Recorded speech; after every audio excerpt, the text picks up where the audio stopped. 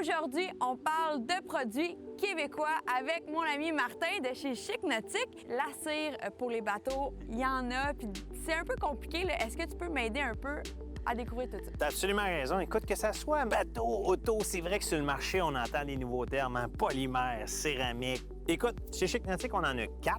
On va commencer tout d'abord par celle-ci.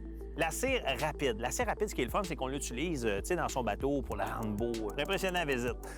C'est fait à base de carnauba.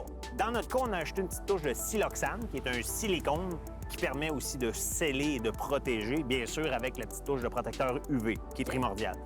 Ensuite de ça, on y va avec la deuxième. Celle-ci, c'est la cire polymère. La cire polymère qui fait un peu le même travail que le carnauba, mais le polymère, c'est du synthétique. La seule différence, c'est que c'est un petit peu plus difficile d'obtenir le lustre qu'on veut. Par exemple, si je compare avec le carnauba, qui est vraiment une cire ultra brillante.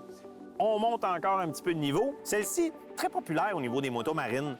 La raison est simple. On a une cire céramique. Une cire céramique, c'est une cire qui est faite avec un silicium.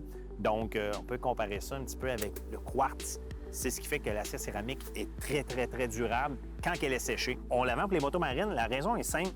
Le carnauba a tendance à faire blanchir les parties mates sur une moto marine. Tu sais, le petit plastique noir, là, le soleil va faire blanchir, alors qu'une cire céramique, on n'aura pas cette problématique-là.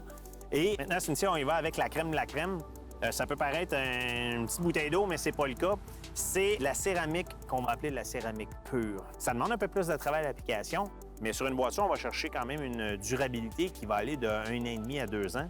Et sur une coque de bateau, probablement une bonne année, parce que la friction de l'eau, ça paraît pas, mais ça fait travailler fort les cires sous les coques. Donc, si je récapitule, sur le dessus d'un bateau, lequel il est moins exposé seulement au vent, on va y aller plus avec des cires polymères, des cires au carnauba.